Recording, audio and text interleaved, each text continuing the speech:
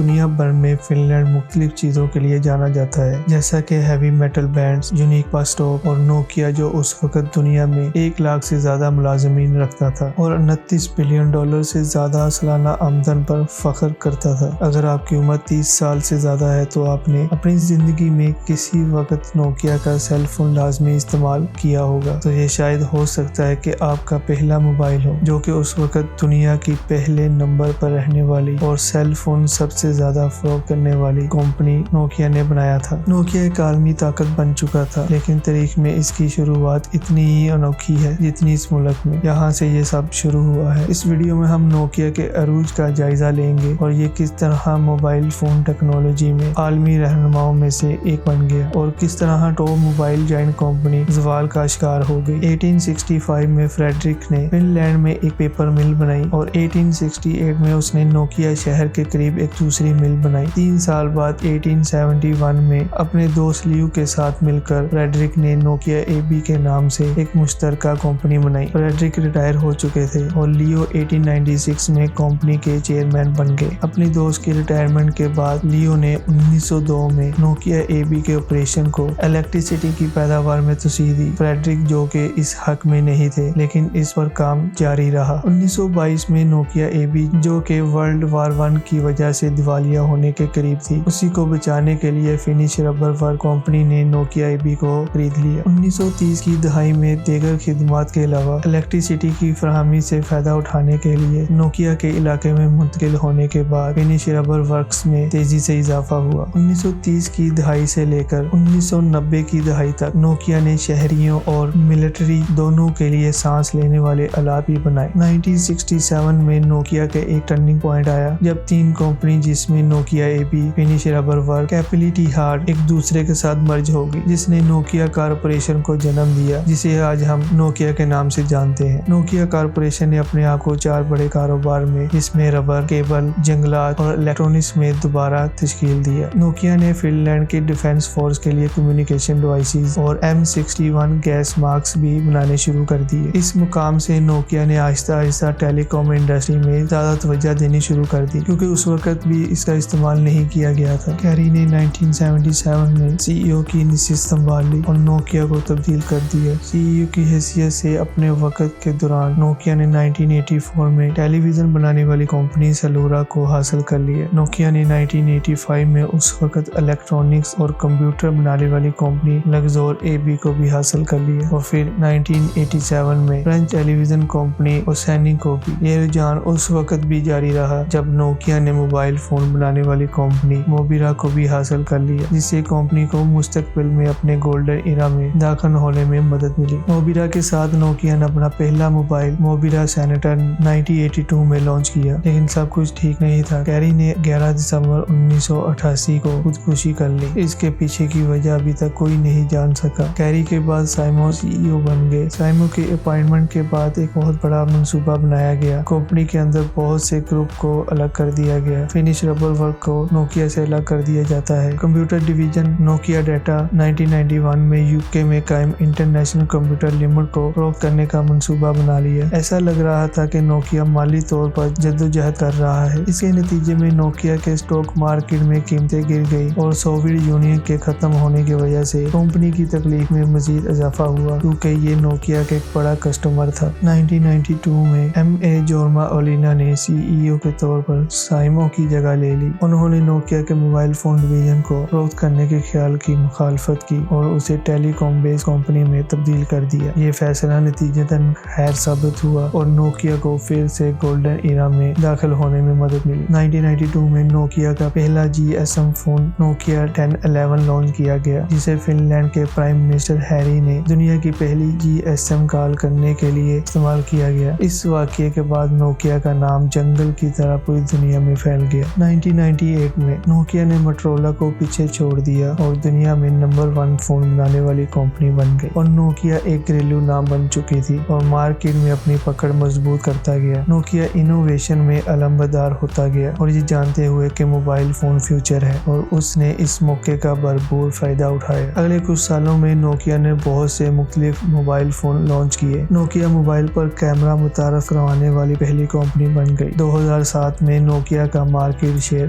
99.9 तक बढ़ गया, जिससे ये ऐसा करने वाली दुनिया की वाहिद कंपनी बन गई। लेकिन गोल्डन इरा ज्यादा देर तक नहीं रहती, क्योंकि अंदरूनी मामलात आहिस्ता आहिस्ता कंपनी को अलग कर रहे थे। इस तरह टेलीकॉम जायंट का जवाल शुरू हो गया। 2007 में दुनिया की सबसे बड़ी टेलीकॉम कंपनी होने से लेकर 2013 में दिवालिया होने के दहाने पर पहुंचने तक नोकिया ने अपने बदतरीन दिन देखने शुरू कर दिए। नोकिया का जवाल बहुत से अंदरूनी और बैरूनी अमल का नतीजा थे। नोकिया की नाकामी की बहुत सी वजूहात थी। उनमें सबसे बड़ी वजूहात ये थी, टॉप मैनेजमेंट अहम फैसले करने में बहुत सुस्त रवि का मुजाहिरा कर रही। इसकी वजह से बहुत से मौके जाया हो गए। 2006 में जॉर्मर ओलिला की जगह ओली पेक्का ने CEO की हैसियत ले ली। नई मैनेजमेंट ने नई इनोवेशन की बजाय बड़े पैमाने पर पैदावार पर तवज्जो मरकूज की। नोकिया के अरूज में नए इनोवेशन ने अहम किरदार अदा किया। नोकिया ने एप्पल के आईफोन और गूगल के एंड्रॉइड फोन्स को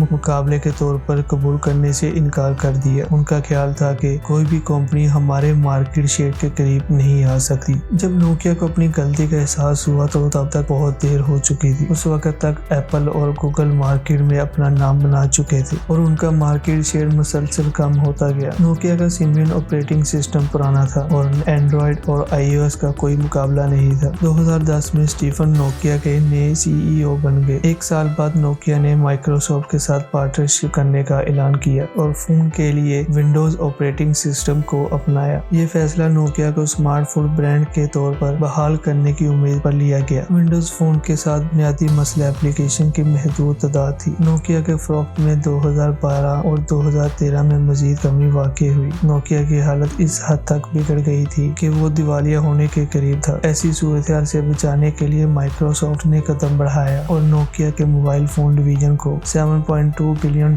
में खरीद लिया। 2007 में नोकिया ने साइमंस कम्युनिकेशन के साथ 50-50 मुश्तरका मंसूबा शुरू किया था। इस मंसूबे को नोकिया साइमंस नेटवर्क का नाम दिया गया था। ये नोकिया कॉर्पोरेशन का जिली अदारा भी बन गया था। अपने मोबाइल फोन डिवीजन को फरोख्त के बाद नोकिया ने डाटा नेटवर्किंग और टेली कम्युनिकेशन आलात पर तवज्जो मरकूज किए। उसने नोकिया साइमंस नेटवर्क के 100% शेयर हासिल कर लिए और उसे नोकिया नेटवर्क के नाम से दोबारा ब्रांड किया। 2016 में नोकिया ने French American global telecommunication company Alcatel Lucent को हासिल कर लिया। उसे नोकिया नेटवर्क में मर्ज कर दिया। ये ग्लोबल टेली कम्युनिकेशन मार्केट में इनके पांव को मजबूत करने के लिए किया गया। HMD ग्लोबल फिनलैंड की एक मोबाइल फोन कंपनी है जिसे नोकिया के साबिक एग्जीक्यूटिव ने बनाया था। उसने 2016 में माइक्रोसॉफ्ट से मोबाइल फोन डिवीजन वापस खरीद ली। उसने माजी की गलतियों से सीखा और गूगल के एंड्रॉइड वन प्रोग्राम के साथ पार्टनरशिप कर ली। 2017 में HMD ग्लोबल ने मशहूर नोकिया 3310 जारी किया, जिसे आम लोगों की तरफ से बहुत पसंद किया गया था। 19 मार्च 2020 को उसने दुनिया का पहला 5G स्मार्टफोन नोकिया 8.3 5G जारी करने का ऐलान किया। 2015 और 16 में तकरीबन जीरो सेल से 2017 में फरोख्त होने वाला नोकिया स्मार्टफोन 1.5 मिलियन तक HMD ग्लोबल ने नोकिया को बहाल किया। 2018 के क्वार्टर 3 में उसने 4.5 मिलियन से ज्यादा यूनिट सेल किए, जिससे ये दुनिया भर में स्मार्टफोन फरोख्त करने वाला 9वां सबसे बड़ा स्मार्टफोन वेंडर बन गया। नोकिया इस वक्त दुनिया में 5G टेक्नोलॉजी फराहम करने में सबसे आगे है। नोकिया नेटवर्क अगस्त 2020 में नोकिया कॉर्पोरेशन में सबसे बड़ा मतहद अदारा बन गया है। पीका लैंडमार्क ने राजीव सूरी की जगह नोकिया कॉर्पोरेशन के नए CEO बन गए हैं। नोकिया एक बार फिर ऊपर की तरफ बढ़ रहा है और इस बार माजी की गलतियों को दोहराया नहीं जाएगा। और दोस्तों, मैं उम्मीद करता हूँ आपको ये वीडियो बहुत अच्छी लगी होगी।